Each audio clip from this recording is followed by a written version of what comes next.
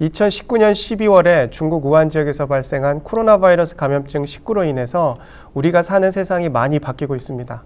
아주 짧은 시간에 우리 문명에 큰 변화가 있다고 해도 과언이 아닐 것 같습니다. 오늘은 숙명여자대학교 생명시스템학부 교수님들과 함께 코로나 바이러스 감염증 19에 대해서 약간은 심도 있게 알아보는 시간을 가져보려 합니다. 안녕하세요. 네, 안녕하세요. 우리 임종석 교수님과 양녕 교수님 각자 소개를 간단하게 직접 해주시기를 부탁드립니다. 예, 반갑습니다. 저는 그 종양생물학실을 지금 현재 운영하고 있고요. 주로 하는 일이 암과 그 면역과의 관계에 대해서 많이 하고 있는데, 사실은 이제 세포 면역이라는 그 전반적인 면역 반응에 대한 연구도 같이 수행하고 있기 때문에 직접적으로 좀 바이러스를 다루진 않지만 바이러스 관련된 면역 반응 이런 거에 관심이 많고, 또 백신 개발 관련된 프로젝트도 관심이 많아서 오늘 이 자리에 함께하게 됐습니다. 반갑습니다.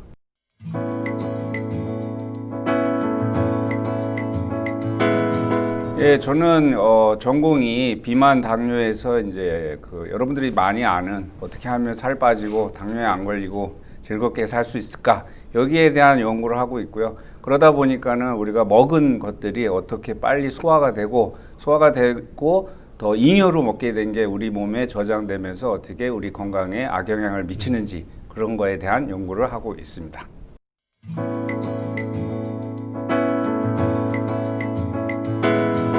저도 연구하고 있습니다. 저는 희귀 유전 질환 연구하고 있고요. 그 다음에 이제 유전자 변이, 돌연 변이가 왜 일어나는지에 대한 연구를 하고 있습니다. 오늘은 사회를 보게 되었습니다.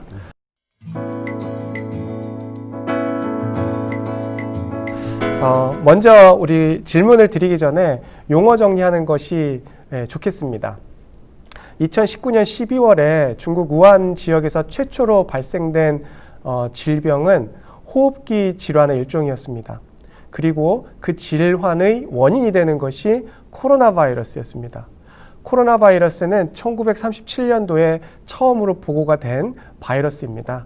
바이러스의 특성상 유전자의 변이가 많이 일어나서 매년 발생되는 여러 가지 질환의 원인이 되는 코로나도 각각 이제 변이가 되는 다른 종으로 알려져 있습니다. 그 다음에 2019년에 발병이 되었기 때문에 우리는 코로나 바이러스 감염증 19라고 하는 숫자를 뒤에 붙이게 됩니다. 그러니까 영어로 COVID-19이라고 하는 게 바로 코로나 바이러스 감염증 19를 표현한 게 되겠죠. 코로나 바이러스 디지즈 19이라고 하는 것을 약자로 COVID-19이라고 합니다. 먼저 양녕 교수님께 좀 질문을 드릴까 해요. 우리가 지금은 2020년이긴 하지만 인류 역사상에서 바이러스로 인해서 많은 사람들이 고통을 받고 이제 사망한 예가 있을 거라고 생각하는데요. 그런 예를 좀 설명해 주시길 부탁을 드리겠고요. 그러면 그 당시에 바이러스 그 감염증과 현재 코로나 바이러스 감염증의 다른 점이 좀 무엇이 있을까요? 한번 설명을 좀 부탁드리겠습니다.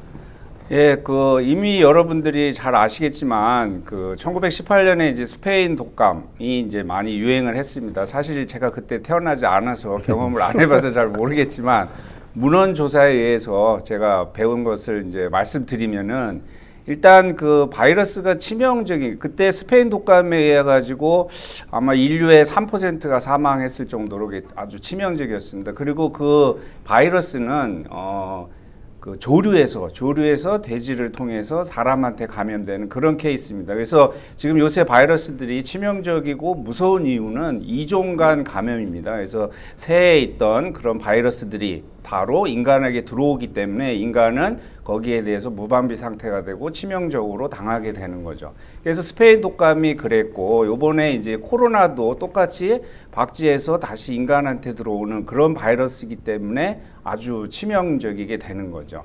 그리고 그 당시 이제 스페인 독감하고 코로나 지금 현재 상황하고 차이라고 하면은, 그 당시에는 이게 이제 스페인도 사실 스페인 독감도 1918년이면 그렇게 세계적으로 이동이 많은 그런 상황은 아니었지만 전 세계적으로 한국까지 영향을 미쳤었는데 전 세계적으로 그렇게 될 수 있었던 거는 제 생각에 1차 세계대전이라는 전쟁을 통해서 엄청나게 많은 교류가 있었기 때문에 그때도 세계적으로 유행을 했었고요. 지금 코로나는 뭐 워낙 이제 세계가 글로벌라이즈 돼가지고 비행기를 통해서 서로 여행도 다니고 교류도 하고 경제 활동이 글로벌하게 되기 때문에 똑같이 전 세계적인 팬데믹 상황이 오는 그런 상황이라고 할 수 있습니다.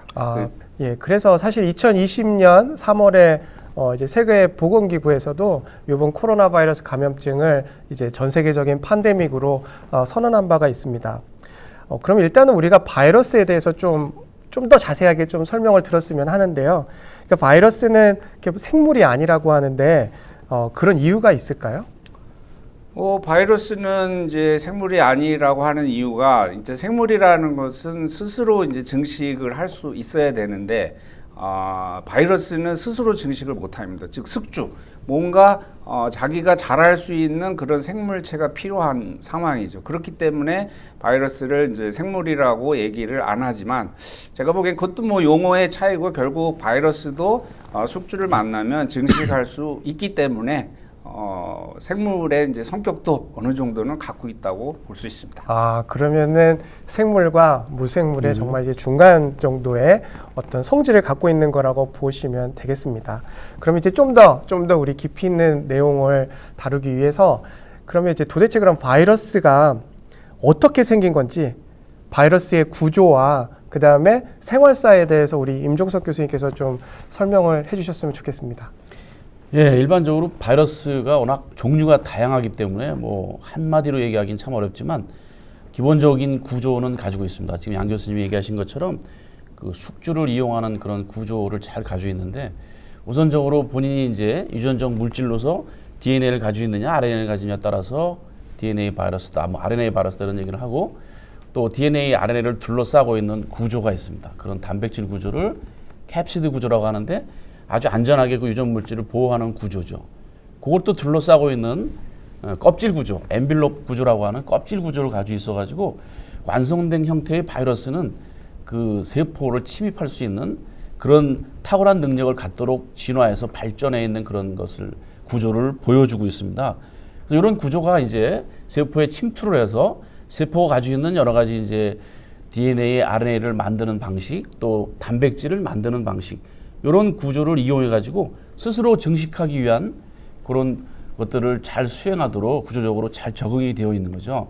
그래서 아까 말씀드린 대로 그런 구조만을 가지고 있어서 숙주의 어떤 기구를 이용해서 본인이 증식하기 때문에 생물과 무생물의 중간 형태다라고 얘기를 하게 되는 거죠. 네. 그러면은 일단은 그 바이러스도 유전자도 있고 껍데기도 있고 그 다음에 그 막을 덮고 있는 어떤 단백질도 있는 것 같은데 그럼 어쨌든 바이러스도 숙주에서 이제 계속 자기의 자손을 만들어야 되는데요. 그렇죠. 그런 과정 중에 이제 보통 이제 침투 바이러스가 세포에 침투하고 그 전에 이제 아마 부착이 필요하죠. 그렇죠. 5단계가 필요해요. 역시 네. 그렇습니다. 부착, 부착 이제 바이러스가 사람 세포 막에 부착이 되고 침투하고 그다음에 증식을 하고 그다음에 자기를 또 조립을 하고 분출하는 과정들이 있는데 좀 더 이게 각각의 단백질 그 바이러스를 이루고 있는 구조체를 좀 설명해 주시면서 과정들을 좀 더 구체적으로 설명해 주실 수 있을까요? 저거를 다 이렇게 말로 설명하기는 쉽지는 않지만 이 영상을 이렇게 또 이렇게 5단계가 아주 공통적으로 바이러스 나타나는 그런 형태이기 때문에 저런 5가지의 단계를 거쳐서 바이러스가 증식을 한다고 알려져 있습니다. 지금 말씀하신 대로 첫 번째 세포 표면에 이렇게 부착을 해야 되죠. 그리고 이제 부착한 이후에 안으로 들어가서 자기의 유전 물질을 내놓죠. 그걸 이제 침투라고 얘기할 수 있고요. 그런 유전 물질이 이제 증식되는 과정이 필요하죠. 그다음에 이제 증식된 어떤 그 유전 물질이나 단백질을 스스로 또 조립을 하게 되죠. 조립해서 어느 정도 바이러스의 모양을 갖추면은 얘가 밖으로 나와야 되죠.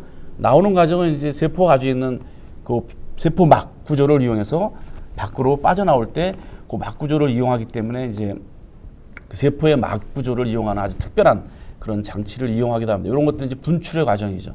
이게 대량으로 증식된 바이러스가 밖으로 분출되어서 또 다른 세포를 감염을 시키기 때문에 바로 이 감염된 세포가 죽기도 하고 또 이 만들어진 바이러스가 주변에 있는 세포들을 아주 빠른 시간 내에 빨리 감염을 시키기 때문에 이 바이러스의 증식 속도가 굉장히 빨라질 수 있고 위험한 상황을 초래할 수 있다고 생각이 됩니다. 네. 그러니까 바이러스 한 개가 만약에 침투를 하게 되면 그렇죠. 우리 세포에서 100개, 200개로 이제 증식을 해서 순식간에 증식을 그게 이제 할 수도 또 우리 몸속에서 또 퍼지게 되면 많은 세포들이 감염이 돼서 이제 증상이 생기는 거라고 할 수 있겠습니다.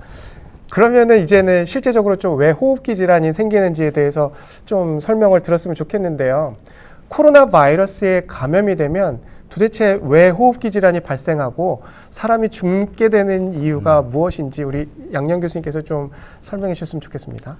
예, 임 교수님이 이제 설명한 것처럼 바이러스가 이제 부착이 돼야 되는데 이 코로나 바이러스는 일단 호흡기 바이러스고 그러다 보니까 우리 폐에 부착이 됩니다. 그래서 폐에 이제 영향을 미치게 되는데 바이러스가 이제 우리를 목졸라 죽이는 것도 아니고 폐에 감염이 되면 거기서 무슨 현상이 일어나냐면 우리 몸은 외부에 바이러스가 들어왔을 때 그걸 디펜스, 그걸 없애기 위해서 면역 반응을 일으키는데 그때 면역 반응이 과도하게 이제 여러분이 이제 사이토카인 폭풍 해가지고 방송에서도 들어봤을 텐데 그런 것처럼 면역 반응이 과도하게 일어나게 되면서 폐 정상적인 우리 폐 조직에 상처를 주고 상처를 받게 되기 때문에 면역 반응이 더 과도하게 일어나고 그것 때문에 물이 차고 폐가 호흡을 하기 위해서 수축과 팽창을 반복해야 되는데 그런 과정이 잘 안 되게 되는 거죠. 그래서 숨이 차고 하면서 결국은 죽게 되는 그런 무서운 질병입니다. 네, 그래서 그야말로 호흡기 질환이네요, 그죠? 네.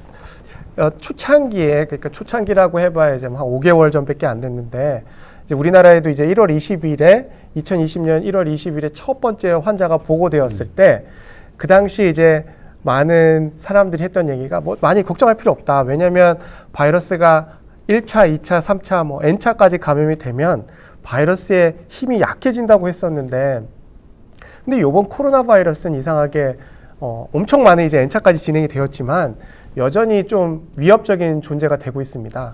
그 이유가 무엇일까요?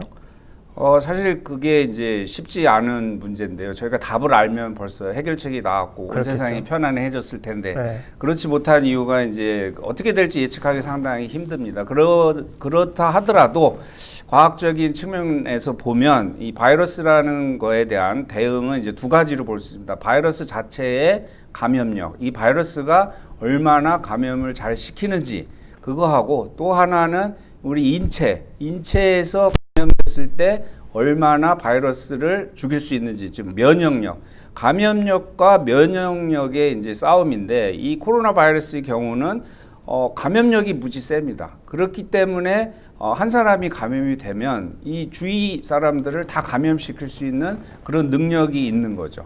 그런데 그 주위 사람들은 거기에 대해서 면역력을 아직 갖지 못한 상태입니다. 그래서 이제 보통 겨울에 독감 같은 경우는 감염력이 약하고 면역력이 어느 정도 있기 때문에 스스로 사라진다고 볼 수가 있는데 바이러스는 숙주가 없으면은 감염이 안 되고 사라지는 거거든요. 꼭 숙주 안에서 증식을 해야 되기 때문에. 그런데 코로나 바이러스는 이게 감염력이 세기 때문에 잘 옮겨 다니는 거죠. 그래서 지금 우리가 방역 당국이 많이 노력을 해가지고 감염을 최대한 억제하고 있는 상황이지만 언제 한순간에 많은 사람을 감염시켜서 다시 2차 유행이 올 수 있다고 얘기하는 게 바로 그겁니다. 이 코로나 바이러스의 감염력이 좀 무서운 거죠. 지금까지 너무 안 좋은 얘기만 계속 했는데 좀만 더 안 좋은 얘기를 하다가 희망적인 이야기는 좀 나중에 뒤쪽에서 하는 것으로 하겠습니다.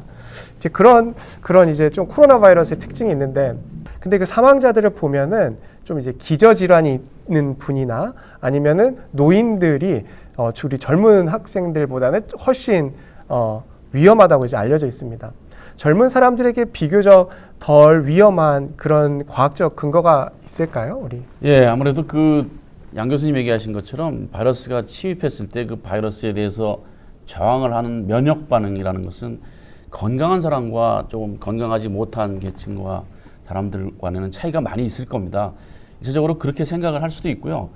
또 하나 중요한 거는 코로나 바이러스는 특이하게도 세포에 침투를 할 때 이용하는 수용체가 특별한 수용체를 이용합니다. 그 수용체가 이제 잘 아시는 대로 방송에서 많이 나오는 그 ACE2라고 하는 Angiotensin Converting Enzyme 2라고 하는 세포 표면에 있는 수용체인데 그 수용체를 타고 세포를 감염시키는 게 잘 알려져 있습니다.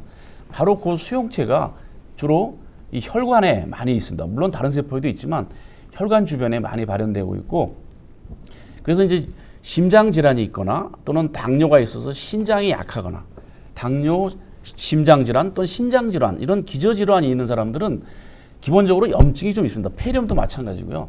나이 드신 분들은 특히 이제 염증 증상을 조금씩 가지고 있는데 이런 감염이 들어왔을 때 그런 염증 증상이 훨씬 더 증폭해서 일어나기 쉽고, 또 아까 말씀드린 그 ACE2라고 하는 그 수용체 발현이 일어난 지역에 감염이 집중이 되기 때문에 그 부에서 염증이 강화가 되면서 이게 악화되는, 면역이 악화되는, 아까 사이토카인 스톰도 말씀하셨는데 염증이 증폭돼서 나타나는 현상 때문에 이런 분들이 굉장히 위험한 상황에 놓이게 되는 거죠.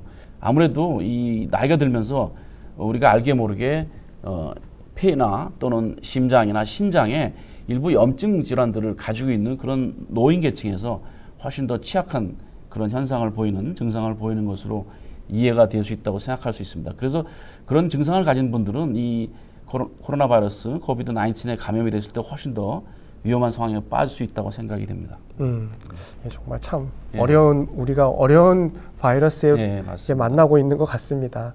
그럼 지금부터 이제 우리가 어떻게 극복을 하는 방안에 대해서 좀 같이 이야기를 나누고자 합니다.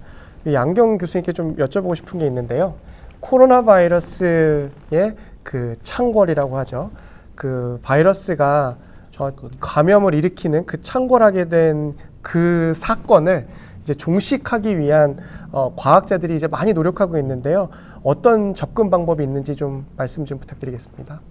예, 그 바이러스를 이제 제압을 해야 우리가 편히 사는데, 바이러스는 일단 바이러스를 치료하려면 바이러스를 제압하려면 두 가지를 우리가 생각해야 됩니다. 치료제가 있고 거기에 또 백신이 있는 거죠. 그래서 치료제라는 거는 뭐냐면은 바이러스가 이미 침투가 된 거예요. 그래서 이제 바이러스에 감염이 된 상태죠.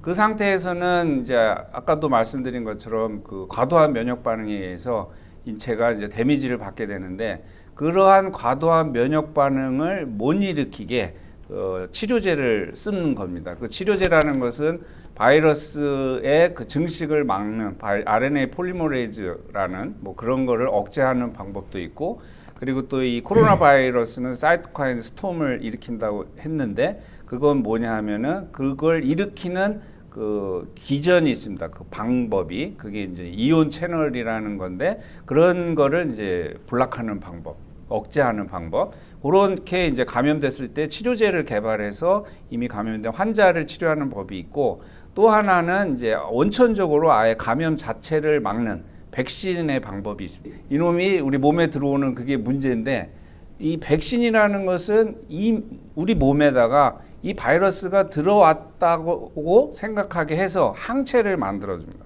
그 항체가 이 무섭게 생긴 바이러스를 다 둘러싸면 우리 몸에 부착이 안 되는 거죠. 그래서 지금 전 세계적으로 백신을 만들어 가지고 우리가 모든 사람이 면역력이 생겨버리게 되면 바이러스는 갈 곳이 없고 사라진다는 거죠. 그래서 그걸 위해서 지금 전 세계적으로 엄청나게 노력을 하고 있고, 한국도 열심히 노력하고 있습니다.